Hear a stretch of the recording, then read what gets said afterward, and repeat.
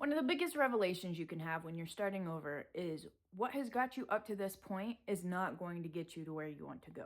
It's not just about the new job title. It's not about making more money. It's not about having more freedom. It's about you figuring out where your weak points are and creating new habits to strengthen them. One of the biggest things that I learned through my whole start over was I thought that I wanted this job title. I thought that I needed to focus on becoming this person, this job title, and then I would be happy. And the reality of it is it's not about a job title. It's not about having this one word to describe what it is that you are. It's about figuring out who it is that you want to be. There's plenty of scenarios, different stereotypes, if you will, corporate leaders, business owners, bosses in general. I mean, think about a salesman. There's a lot of people that dislike salesmen because of the way that some are really slimy. But not all salesmen are slimy. You can't expect to go after a job title and it just make everything okay when it's the characteristics that build the person who has the title. Where you've been, what you've been doing, there's clearly things that you don't like. That's why you're thinking about starting over. That's why you have started over. And it's things within yourself that could take a little tweaking that would actually make a big difference if you know what you're looking for. This is almost a place where you could cue the little violin and you could start saying, well, I have all this trauma and I have all this that has happened to me and okay, so unfortunately a lot of us and a good majority of us have some trauma. There are different things that have created us to who we are. And if you get hung up on that, if you dwell in those factors, then it makes it really hard for you to see anything outside of that dwelling.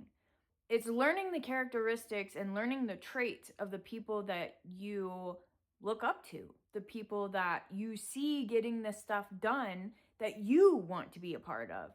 It's strengthening those weaknesses.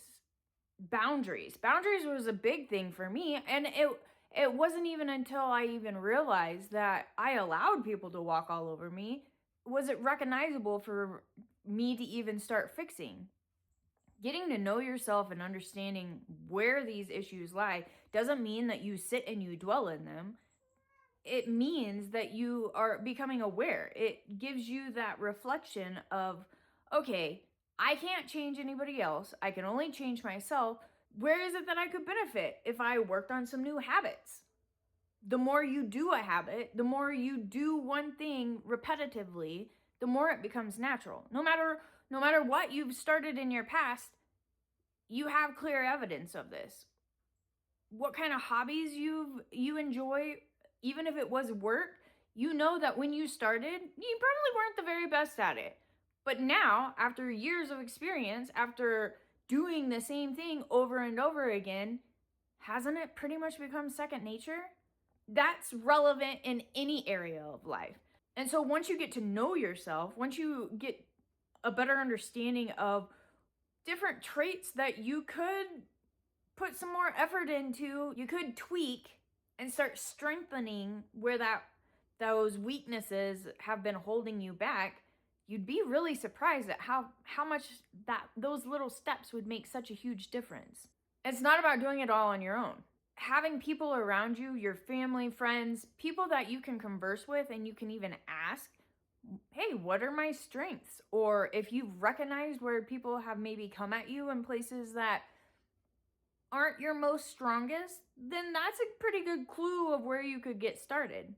Working with another person, a coach, a consultant, a therapist, there's nothing weak about talking and collaborating with people, especially with how much we are inside our own heads these days. It makes sense to have an outsider's point of view. Your perspective is your own. People on the outside have their own perspective that you don't have to take word for word, but you can definitely at least have a little bit more of an opening, more of a brainstorming collaboration that you can understand like where someone else is coming from. And you can get rid of all that negative self-talk or whatever is holding you back and start focusing on finding the solution. You can't find a solution until you know the problem. So once you stop dwelling on the problem and you redirect that energy into finding the solution and working on the solution, it's not going to happen overnight, but the more you do it, the more it'll become natural, and whatever it is that you may not have been the strongest at will start becoming more of your strong point. It's the way we grow. It's human nature. If you're looking to move forward into changing, you have to build new skills in order to become the person you want to be. It's a patience game. It's about being patient while you stay committed to creating this change. Wherever you've got to now did not happen overnight. It took you years to get to where you are now. So you have to expect it's going to take some more time than just a couple days to be able to hone in on these new ideas, this new identity that you want to create. And for the love of God, do not get yourself in such a rush that you try to do everything at once. This was another thing that I completely failed at, and will tell you that you will overwhelm yourself once you start pinpointing all the different areas that you want to change about yourself, and you decide that those are the areas you're going to start strengthening. Those can be done singly. You don't have to master each and individual, but it will be more beneficial if you focused on one at a time. 30 to 90 days is what they say it takes to create a new habit. Creating a new habit meaning that it becomes more natural, meaning that the focus that you are putting on creating this new habit is going to be more strenuous in the beginning. It's going to take more effort. But once you start doing it more, the more it'll become natural, and you'll release that strain that you are so focused on creating, and allow yourself to have more of an opening to start stepping into the next step, into the next characteristic that you're wanting to build. It's a process. And if you want to do it right, take the time to do it correctly. You're becoming your own CEO of your life. So think of it as a business. Think of you yourself as a business, and the best way to grow a business is by doing things in a way that are going to be beneficial for the long run. And seek help. You don't have to do this alone. Like I said before, you could get a coach, a consultant, a therapist, talk to a friend or family. Somebody who is going to be there that can support you. Even one person that supports you on your quest or your journey moving forward is more than, again, being inside your own head and talking yourself out of things because it may be too difficult or it's unfamiliar. Having support, joining a support group, working with people who have already achieved what it is that you're wanting, this is like the secret weapon that people take advantage of whenever they are growing themselves, whenever they are growing their own business.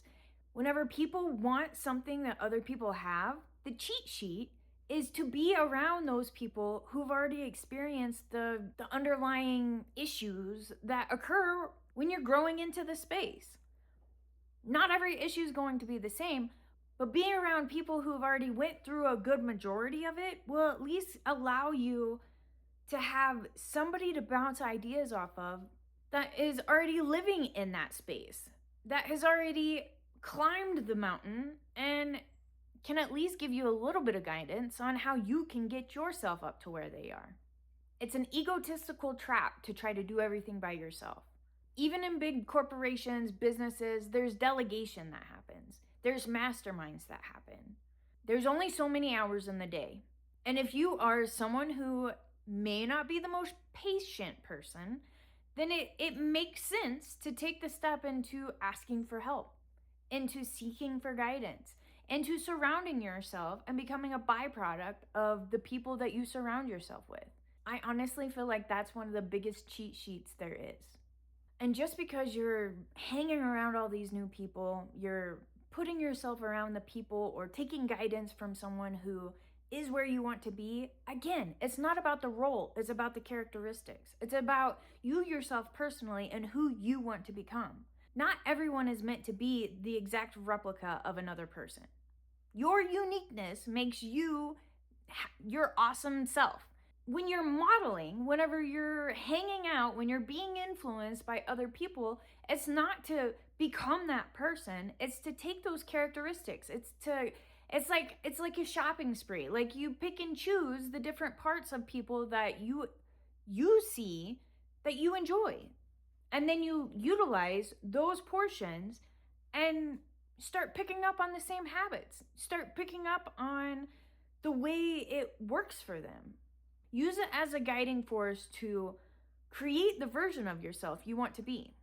Some examples of this would be if you're wanting to lose weight, you're wanting to tone up, you're wanting to get a whole new different figure, let's say. Being around people who have been doing it forever, who already have the physique that you're looking for, you're able to pick up on those habits that they have eventually turned into being natural. Not just about not eating anything, but the habits of having discipline, of having a balance. It's being more aware of how people control themselves. Not so much just discipline, but discipline is the act of taking care of your future self. How you want to be in the future starts now. Like you have to take care of your future self and you have to take the steps in order to become that person. So being around these people and modeling their behavior doesn't mean that you're becoming them. It's allowing you to be around and picking and choosing those different traits and characteristics that are going to help you become the version that you actually want to be. And with that, it comes full circle. If you don't know who you want to be, who you inside you want to be, not the job role, not the title, but who it is that you want to be moving forward, then it's going to make it a lot more difficult to figure out how to get there. Starting over as a millennial is not just about completely dropping what you've already known and just heading out into the abyss without a life vest. Starting over is taking what you've already built and creating those stepping stones. You have experience. You have ideas of what you haven't liked so far and things that you would like to progress on. So getting familiar with those characteristics, with those traits that are going to create what it is that you're wanting, that's where the whole process starts. You don't even know what could just fall out of the sky into your lap. If you start becoming the person you want to become, the opportunities are endless. So take your time. Get clear on who you want to be, because then it's easier to figure out where those weak points are, the issues are that are holding you back from becoming who it is you want to be. It's all about finding the solution to the problem. And honestly, it's just taking a few steps and some effort and creating a new natural. So let me know, who is it that you want to be? Until next time, bye.